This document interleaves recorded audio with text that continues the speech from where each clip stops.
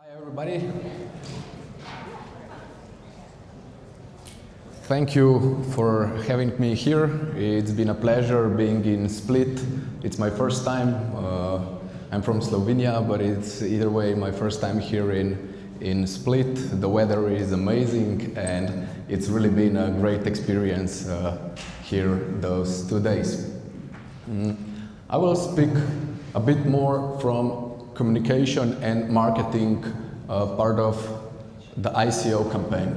My background is from political campaigns, from political marketing, and I've been working on some of the political campaigns in my native Slovenia and also in the Balkan region and in on the European market.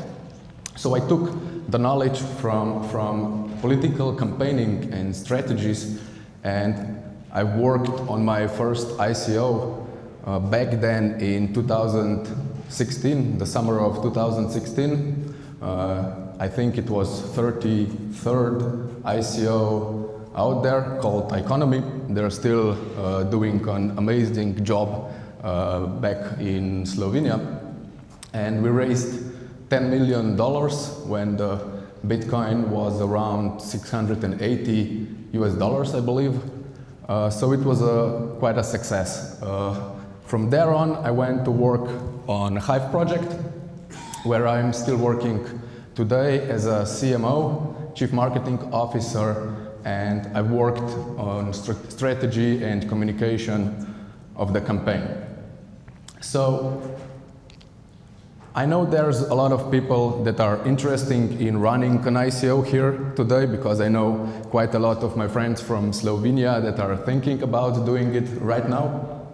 And because I know the philosophy of the people that is doing an ICOs both in Slovenia and in the international markets is from startup environments, they just jump to the project and they start to think how they will sell the message. They just jump to selling the message, pitching, doing Facebook ads, making white papers and making websites without really thinking about what they are selling. So they are thinking about how to raise the capital instead of thinking about how they will work on the problem that they are solving. So I would advise everybody that are working on an ICO to first stop, think about what you're selling, and then start with that. The other thing is ICO is a campaign. It's not a one-time event. It's a couple of months of hard and really enthusiastic work of a whole company and a team of experts.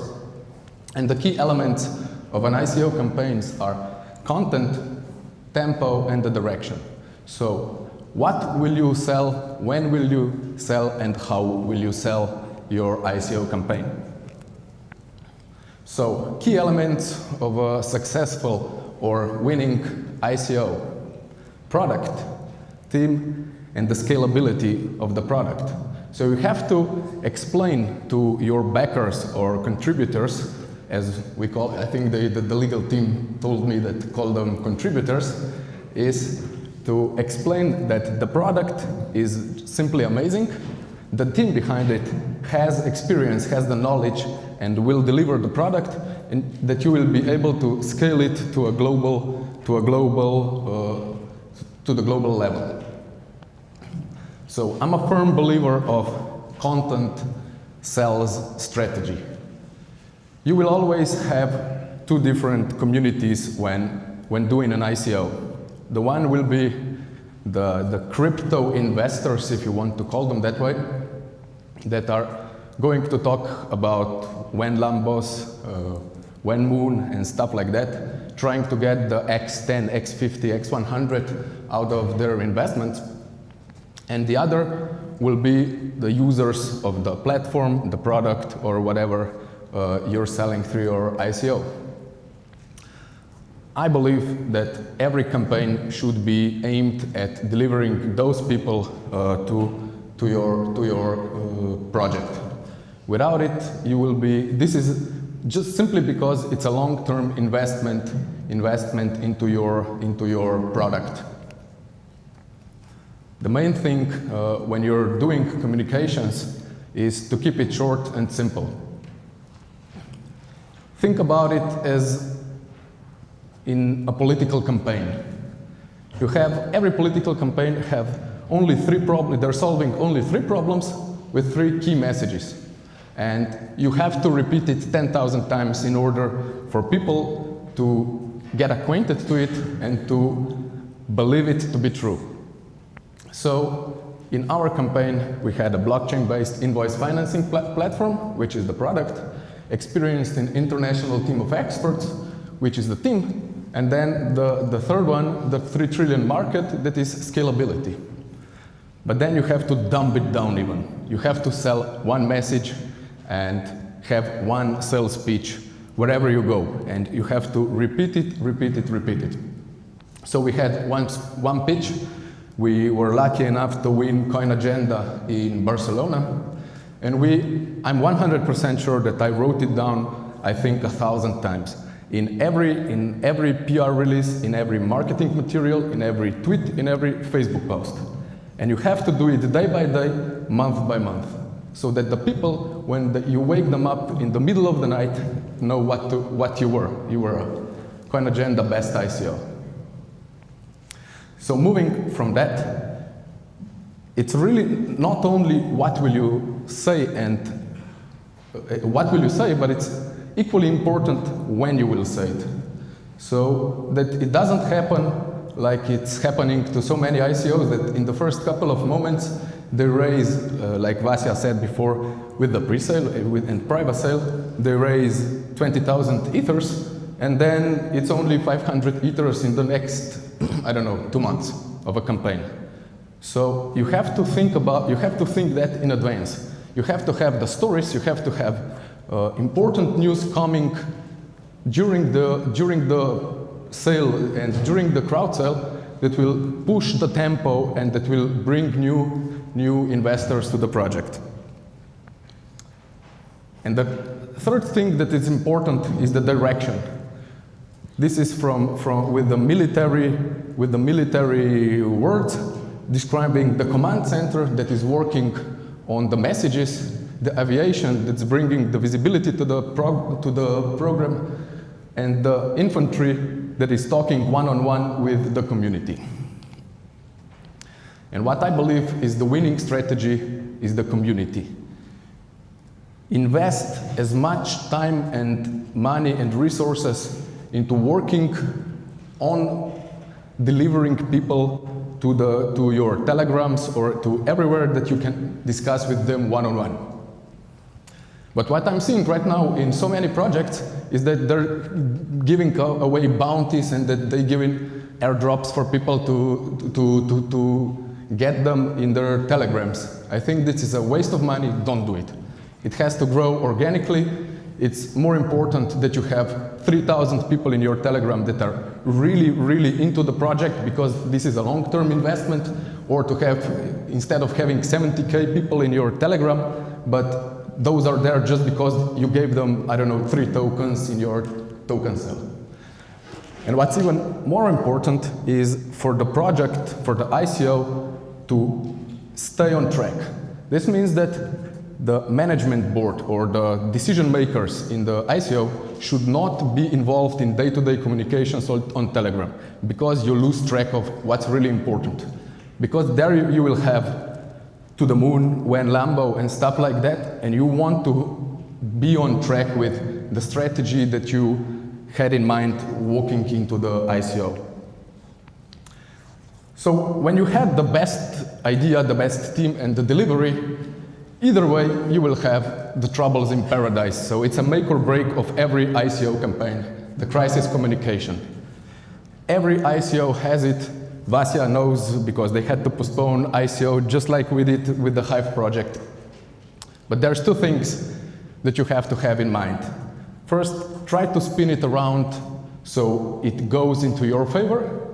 And the second thing, don't get caught lying, because this is the most important thing. You've been working on your credibility for a couple of months just to say when the crisis comes, if you lie, nobody will ever believe you again. And nobody will give you any of their funds, investments, and so on.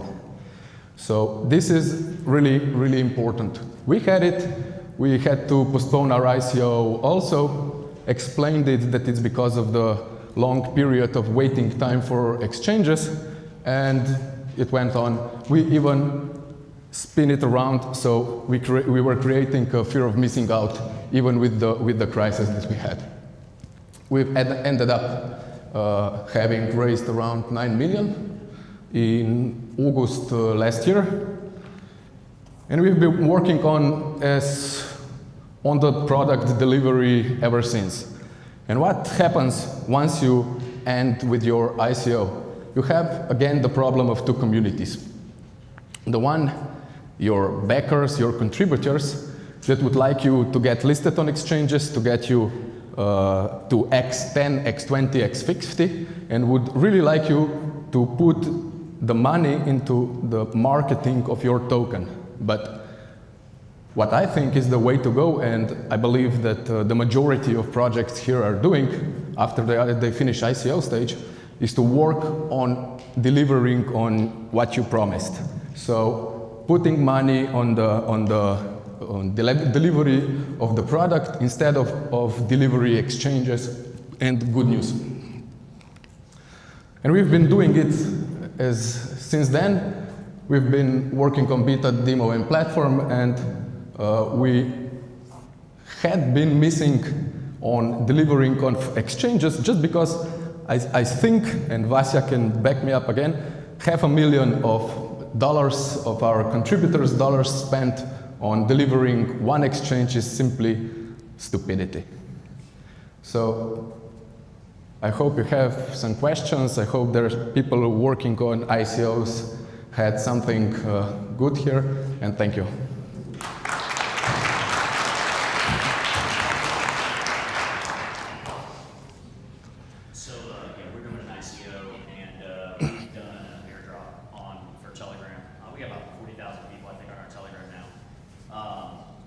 If you don't do an airdrop, what do you think, especially with, I guess, the lack of ability to advertise on Facebook, on Google, and all these other channels now, and since you guys have done your project, what would you suggest for people who are doing an ICO if they wanted to build up their Telegram channel without spamming people's blogs? What are some of the best strategies that you can use to get people to your Telegram? I was working with a content-first strategy where we had major announcements and everything made on our Telegram. But we were working for a couple of months of communication, bringing people one by one to the Telegram. So we had a zero budget campaign, also for Facebook, for Twitter ads, and we did it without it. But yeah, I would do it with the content. In every blog, in every Facebook post, in every Twitter, come to our Telegram. You will get the news first. So the ultimate goal should be to get people from those other communication channels to the Telegram. Yeah, invest everything. I think that the project should invest as much as possible into bringing people to Telegram, because there you can talk one-on-one with the community, with each individual contributor. So instead of spamming them on Facebook or Twitter or LinkedIn or whatever, just bring them. It's more important. We raised 10 million with 2,000 backers, contributors. And we had around 3,000 people in our Telegram. So it's not the numbers that are important, it's how into it, how thrilled, how good the community is. Yeah. I've also heard the Bitcoin.pub is a really good place now, outside of just Telegram. I don't know if you know anything about that. It's not important. It's not so much of a channel. It's about the community. So you can have on the Rocket chat or whatever chat, just that you have the community that is thrilled about your project. And it's into it also after you do the ICO. We still have our community voting for us 24/7 because we have the common goals. They want our token to go up, and we want the happy community. Thank you.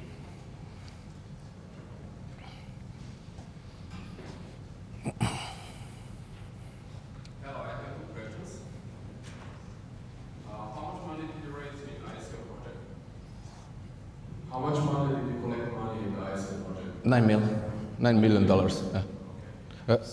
Yeah, on my second ICO that's still working there. Okay, I know.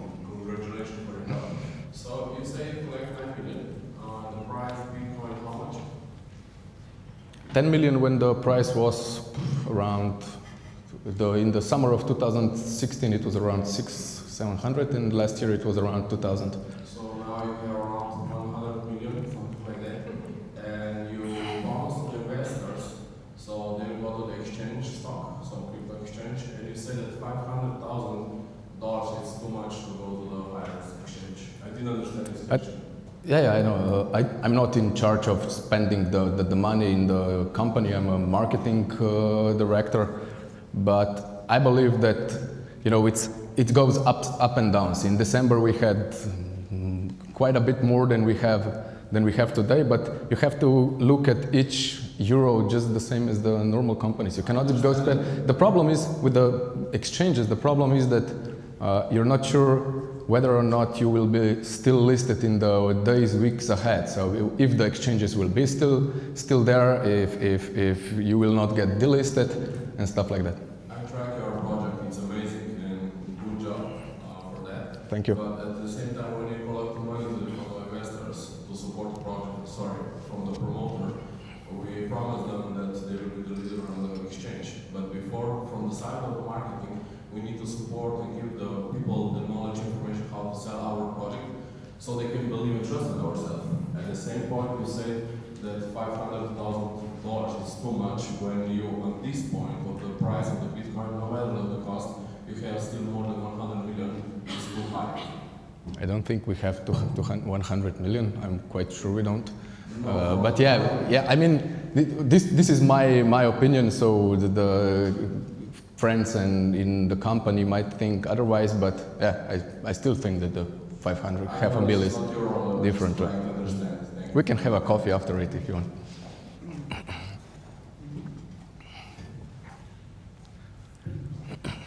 There is a really strong and good marketing industry in Croatia. So my question is there opportunity for those companies to also have more something in this, get to work on some or ICOs or something like that? Because as far as I know, most of them hire people. Is it like that? I didn't get the question. You have really good marketing agencies in Croatia, Yeah, I think but so. they're not working on ICOs, or? We didn't have many ICOs in Croatia, so would you say there is many opportunities for them to work for international? Yeah, sure.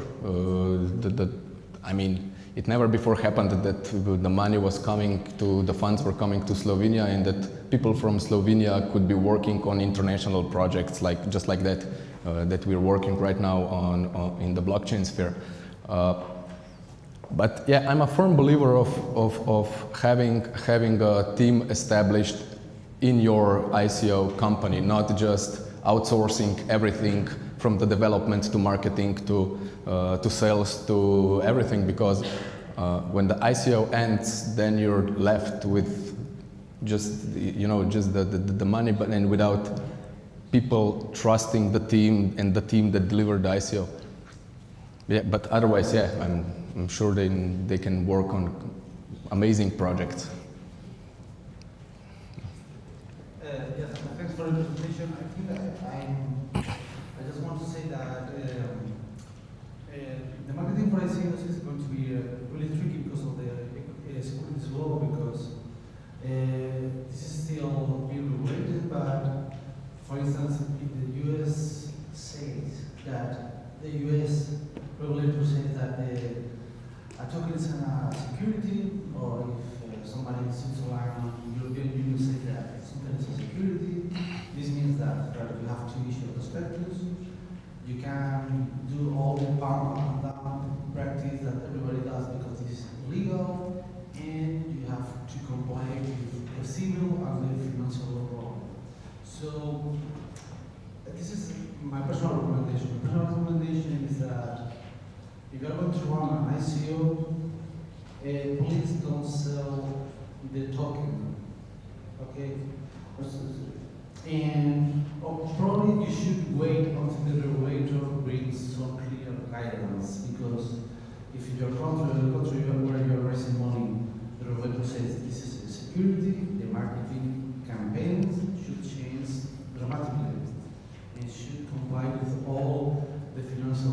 process are really strict for the commission of security. So I think this is something really important everybody should know, because you can raise fines, you can raise even jail in the US, and you can face really harsh consequences. I think that all the companies that were working on in the blockchain really want the regulation to come, so that we will not have, you know, these gray areas of legal. So we will have a black and white yes and no answers to our questions. This is number one. And I think with all the regulations, with all the older economy coming into this sphere, this will be easier for marketing also, because again, you will have the yes and no questions answers in the field of you know, selling, not selling bullshit anymore, like some, I'm sorry for the language, but with some projects selling total crap and going through it.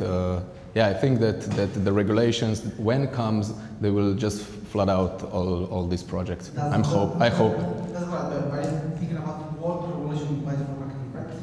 Right now, people are using basically digital marketing campaigns like selling potatoes and selling tokens like potatoes, and tokens are not potatoes, the tokens are all securities, and this means that you can't do marketing for something. You have to issue a prospectus. And for instance, if in a near future the ICO becomes something similar to equity perform or something like that, this means that the project should run through a proper platform for it. You can market the token. You have to comply with the securities law. So I think that we should be aware of that, because if not, many people are going to face the problem. That's my personal opinion, because this is already happening. Yeah, I would agree. Nobody speaks about that. So I think that is very nice to start creating like a best guidelines for marketing for the ICO, but please be aware that the regulation is coming and this will bring some unwelcome consequences. And we applaud the regulations to come, yeah. So. Okay. Yeah, we have time for one more.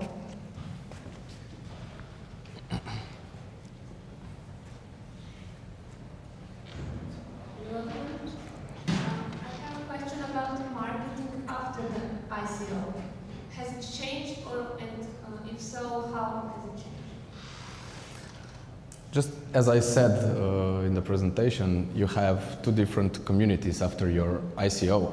If the contributors are not the users of your platform, they have two totally different desires from your marketing team, from your sales team, and from your project or a platform.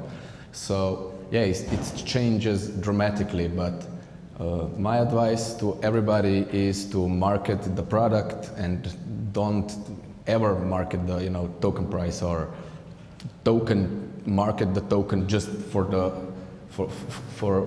token price value. Can you share some more specific tactics, maybe? Before you were talking about Telegram, but is that something different now?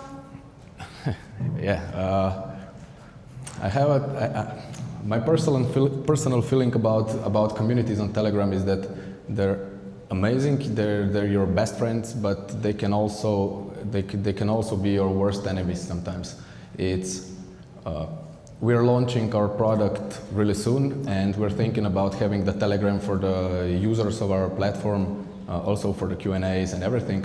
But sometimes I wouldn't bring users, the small businesses, the investors into invoices. I wouldn't bring them to our existing Telegram where people are, posting GIFs with Lambos and talking about going to the moon and everything, because real investors or businesses, 50-year-olds, 60-year-olds would think that it's just a crazy world. Plus, you cannot get the credibility, the respect from the users if if you have your community jumping to it. And just questioning when exchange, when moon, and when Lambo. You're welcome. So thank you, everybody.